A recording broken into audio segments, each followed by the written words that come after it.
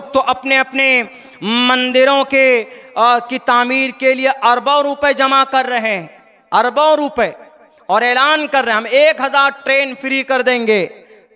जब लड़का एग्जाम देने जाता तो एक भी ट्रेन फ्री नहीं, एक भी ट्रेन फ्री नहीं, लेकिन जब मंदिर की उद्घाटन हो रही है तो 1000 ट्रेन फ्री। ऐसे ऐसे बेवकूफ लोग सब कुर्सी इख्तिदार पर बैठे हुए हैं। बताइए, कहते हैं कि भाई प्राइम मिनिस्टर साहब ने श्री रामचंद्र जी को छत दिया, घर दिया। अरे श्री रामचंद्र जी खुद खुदा हैं, उनको घर की क्या जरूरत है? घर की जरूरत नहीं होती। मर्यादा पुरुषोत्तम जो खुदा होता है उसको घर की जरूरत नहीं होती है, उसको जगह की जरूरत नहीं होती है। बाज़ाब्ता कहा गया है, कहाँ? वेदों के अंदर कहा गया है साफ साफ लफ्जों के अंदर, न कश्चित पतरश्चीलिके न चिस्ताने वच्च तिस्य लिंगम सकारनम कर्णाधिपाधिपो न चास्य कश्चित जनिता न चाधिपा। साफ लफ्जों में कहा गया है कि भाई उनको घर नहीं चाहिए, इंसानों की तरह उनकी ज़िंदगी नहीं होती। यही हमारा भी अकीदा है कि भाई अल्लाह तबारक व ताला को न घर की ज़रूरत है, न उनको सोने की ज़रूरत है, न उनको नींद आती है, न उनको ऊँग आती है, उनको न बेटा है न बेटी है, कोई नहीं। अल्हम्दुलिल्लाह हम तमाम मुसलमानों का यह अकीदा है। और क्या कहा गया? कहा यह गया है कि मस्जिद में 22 जनवरी को हर एक मुसलमान जय श्री राम जय श्री राम जय श्री राम 11-11 मरतबा पढ़े। क्यों पढ़ेंगे हम? भारत का संविधान तो कहता है, क्या कहता भारत का संविधान? भारत के संविधान के खिलाफ है कि नहीं? भारत का संविधान कहता है article number 25, freedom of conscience and free profession and practice propagation of the religion. इस मुल्क के अंदर हर किसी इंसान को मजहबी आज़ादी है। जो चाहे अल्लाह कहे, जो चाहे राम कहे, जो चाहे विष्णु कहे, जो चाहे ला इलाहा इल्लल्लाह पढ़े, जो चाहे कुरान की तिलावत करे, जो चाहे गुरु ग्रंथ साहिब पढ़े, जो चाहे बाइबल पढ़े, उसको कोई नहीं कह सकता कि तुम कुरान पढ़ो ज़बरदस्ती। कोई नहीं कह सकता कि तुम हनुमान चालीसा पढ़ो, जय हनुमान ज्ञान गुण सागर जय कपीस तेहो लोको जागर रामदूत अतुलित बलदामा अंजनी पुत्र पवन सुतनामा। कोई किसी को मजबूर नहीं कर सकता। अपनी खुशी से, अपनी रजामंदी से अगर कोई कुछ पढ़ता है या किसी धर्म को मानता है तो हमारे इस देश की यही खूबसूरती। इसीलिए जिन लोगों ने ये बंदिश लगाई कि मस्जिदों में जय श्री राम का नारा 22 जनवरी को लगना चाहिए, हम नहीं मानते, हम मखालफत करते हैं। हम नहीं पढ़ेंगे अपनी मस्जिदों में। क्यों? क्योंकि हम अपनी मस्जिदों में एक अल्लाह की इबादत करते हैं। एक अल्लाह की इबादत करने का यह अधिकार हमें भारत का संविधान भी देता है। अगर आपको मालूम नहीं है तो आओ मेरे स्कूल के अंदर नर्सरी क्लास में दाखला लो, आओ मदरसा कासिमुल उलूम में दाखला लो और पढ़ो। भारत के संविधान का आर्टिकल नंबर 25 खुले लफ्जों में कहता है, साफ साफ लफ्जों में, freedom of conscience and free profession and practice propagation of the religion. जब देश का संविधान हमको मजबूर नहीं कर रहा है, तुम हिंदू हो हिंदू बनकर रहो, तुम मुसलमान हो मुसलमान बनकर रहो, तुम सिख हो सिख बनकर रहो, तुम जैन हो जैन बनकर रहो। किसी माए के लाल में ये जायज़ नहीं है किसी के लिए कि किसी दूसरे धर्म वालों को टोपी और दाढ़ी के नाम पर उनको मारा जाए। हमारी शरीयत को नहीं पहचानते हो। हमारी शरीयत में अल्लाह ने हिकमत रखी है, हिकमत। ये टोपी है, इस टोपी की हिकमत क्या मैंने कल भी जलसे में बयान किया था, आज बयान करता हूँ। ये जो टोपी है ये सिर्फ सुन्नत रसूल नहीं है, ये सिर्फ इस्लाम की पहचान और शनाख्त नहीं है। मेडिकल साइंस पढ़िए, साइंस का एनालिसिस है कि इस टोपी से एक मुहलिक बीमारी से इलाज होती है। इस टोपी से हम लोग तो इतना जानते हैं कि टोपी सुन्नत है, वो तो है अल्हम्दुलिल्लाह, इसमें कोई शक नहीं। लेकिन पता है इस टोपी पहनने से एक दुनिया के अंदर बहुत बड़ी बीमारी होती है। कौन सी? लू जैसी बीमारी। लू जानते हैं ना, जब ज़्यादा धूप होती है, गर्मी होती है तो आदमी को लू लग जाए तो आदमी ख़त्म है, उसको कोई नहीं बचा सकता। तो इस लू से बचने के लिए आदमी क्या करते? बताइए क्या करते? आम सा इलाज, आदमी सर पर बांध लेते हैं। वो मुरेठा बांध लेंगे, पगड़ी बांध लेंगे, कपड़ा डाल लेंगे। कहेंगे कि अरे गर्मी में भी तुम पगड़ी बांधे? अरे नहीं यार, बहुत धूप लग रही है इसलिए बांध लेते, ऐसे करके बांध लेते हैं। अल्लाह के नबी ने 1458 साल पहले इसका इलाज बता दिया, पगड़ी और टोपी की सूरत में। मेडिकल साइंस कहता है कि क्यों लू यहां लगती इस जगह पर, इस हिस्से पर, ये यहां पर मगज है, यहां पर वो ब्रेन है, उसके इस हिस्से पर जो लू को, गर्मी को कंट्रोल करने का जो सिस्टम अल्लाह ने रखा है वो यहां पे रखा है, इस जगह पे रखा है।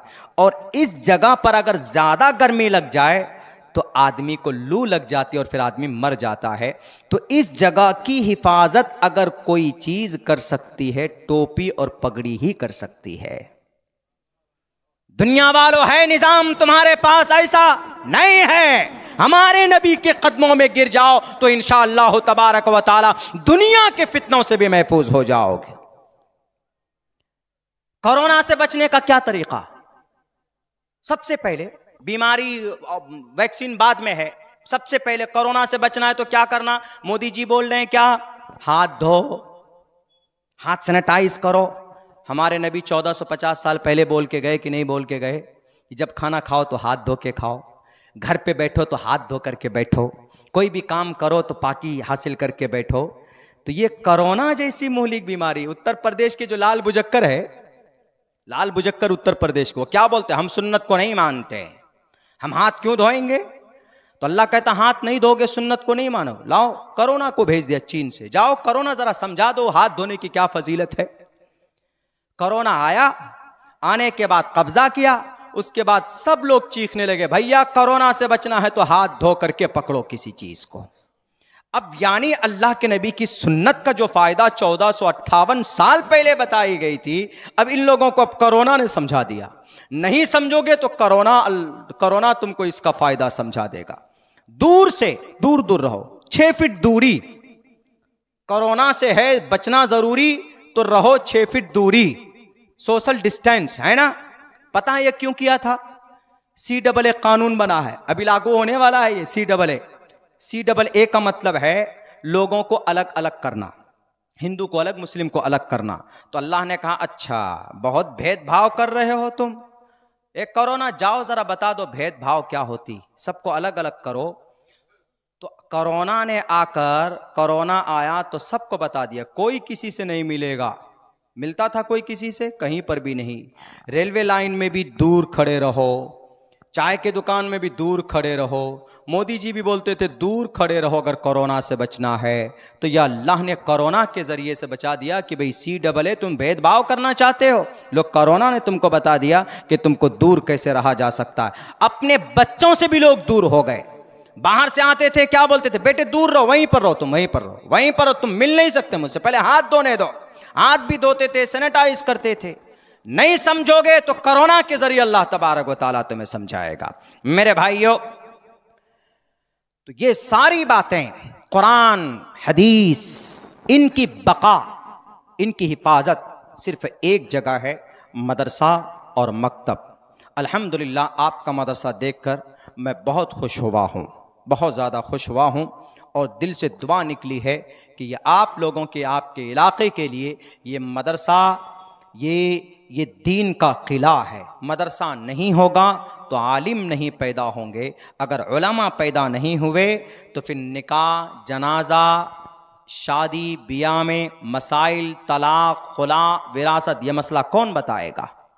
इसीलिए इन मदरसों का बाकी रहना ज़रूरी है। मैंने भी पढ़ा है, 13 साल तक मदरसे में पढ़ा हूँ मैं, 13 साल तक मदरसे में पढ़कर तब बाद में मैंने डिप्लोमा वगैरह किया है बेंगलोर के अंदर में, 2 साल के लिए किया है। वो बहुत बड़ी चीज़ नहीं है। मैंने 10 साल का कोर्स CBSE पैटर्न का 2 साल में पूरा किया हमने बाद में बेंगलोर के अंदर जाकर।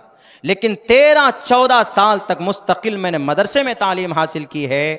अगर मदरसा है तो कुरान और शरीयत की सही तालीम आपको मिलती रहेगी और सही जानकारी आपको मिलती रहेगी। तो इसीलिए गुजारिश करता हूँ मैं, ज़्यादा नहीं चूँकि वक्त बहुत हो चुका है, इस मदरसे की तामीर के लिए, इस मदरसे की बका के लिए अगर आप कुछ देते हैं तो अल्लाह के दरबार में जमा हो जाता है। आप मरकर चले जाइएगा लेकिन आपके दिए हुए पैसे अगर इस मदरसे में लगे रहे तो अल्लाह तबारक व ताला उसका सवाब आपको भेजते रहेंगे जब तक वो पैसा इस मदरसे में लगा रहेगा। आइंदा भी मेहनत ताउन करते रहें और इस वक्त भी आप लोग ताउन की आप लोगों से गुजारिश है, कुछ न कुछ ताउन करके जाएं। इस वक्त ऐलान किया जा रहा है इस मदरसे के ताउन के लिए। आप में है कोई अल्लाह का बंदा जो 10,000 रुपये से मदरसे के ताउन करे? ज़्यादा नहीं मांगा जा रहा, सिर्फ 10,000। है कोई अल्लाह का बंदा? ज़्यादा देर नहीं, 3 मिनट के लिए सिर्फ बोलूँगा। 10,000 रुपये, कुरान की तालीम होगी, उसका सवाब आपको मिलेगा। हाफिज़ बनेंगे बच्चे, उसका सवाब आपको मिलेगा। कल क़यामत में बच्चे हुफ़ाज़ 10 आदमियों को जन्नत में लेकर जाएंगे, तो ताउन करने वाले भी उनमें 10 इंसानों में एक इंसान होगा। इसीलिए ज़्यादा नहीं, 10,000 रुपये मांगा जा रहा है। कोई अल्लाह का बंदा मदरसे के लिए? हालांकि ये ऐलान करने में थोड़ी सी वो होती है कि अरे यार मदरसा है, मस्जिद है, इसके लिए चंदा जो ही आवाज़ निकले लोगों को देना चाहिए हमेशा। आज जलसे की बात नहीं कर रहा, चूंकि हमारी धार्मिक जगह है, ये चीज़ें बाकी है तो सही नॉलेज हमको मिलती रहेंगी। तो इसीलिए मैं ऐलान कर रहा हूँ 10,000 रुपये मदरसे की तामीर के लिए। बच्चे पढ़ते हैं, उनकी ज़रूरतें वहाँ पर होती है। भाई आप लोगों से गुजारिश है कि मदरसे की तामीर के लिए 10,000 रुपये से, माशाअल्लाह आलमगीर साहब ने 10,000 रुपये से ताउन पेश किया है। अल्लाह इनके देने को कबूल फरमाए। लिख लीजिए भाई, अल्लाह इनके घर के अंदर खैर व बरकत अता फरमाए। अल्लाह इनके कारोबार में दीन दुगनी रात चौगनी तरक्की अता फरमाए। आलमगीर साहब ने 10,000 रुपये से ताउन पेश किया। और भी है कोई अल्लाह का बंदा? भाई मेहमानान रसूल मदारिस मदरसा दीन का जो किला है, इसकी हिफाजत के लिए आपसे मांगा जा रहा है। आप देंगे तो आपके नाम अमाल में सवाब शुरू हो जाएगा। नेकी के काम में अल्लाह के रास्ते में अल्लाह की शरीयत की हिफाजत के लिए लगाएंगे तो अल्लाह तबारक व तआला दोगुना कर देगा इंशाअल्लाह तबारक व तआला। विश्वास रखें, भरोसा रखें। आए भाई, है कोई? 1 मिनट और रह गया। 10,000 रुपये, 10,000 रुपये से मदरसे की ताउन करनी। तामीरी काम चूंकि बाकी है भाई, इन बच्चों की कुरान की आदिल हुसैन साहब माशाअल्लाह 10,000 रुपये अल्लाह इनके देने को कबूल फरमाए। और है कोई अल्लाह का बंदा? आ जाओ भाई, जल्दी से। नहीं है पॉकेट में तो बोल दीजिए कि भाई मेरा नाम लिख लीजिए, हम दे देंगे इंशाअल्लाह। नहीं है तो फ़ोन पे का भी सिस्टम होगा मोहतमिम साहब के पास। फ़ोन पे भी आप कर सकते हैं, पेटीएम भी कर सकते हैं, गूगल पे भी कर सकते हैं। 10,000 रुपये बच्चों की तालीम के लिए भाई, बच्चों की तालीम के लिए, कुरान की हिफाजत के लिए मदरसा ज़रूरी है, वहाँ पर तालीम ज़रूरी है। 10,000 रुपये से। और कोई है अल्लाह का बंदा? जल्दी बोलिए, बिल्कुल आखिर वक्त है। 3 मिनट का मैंने वादा किया है, बढ़ चढ़ कर हिस्सा लीजिए भाई।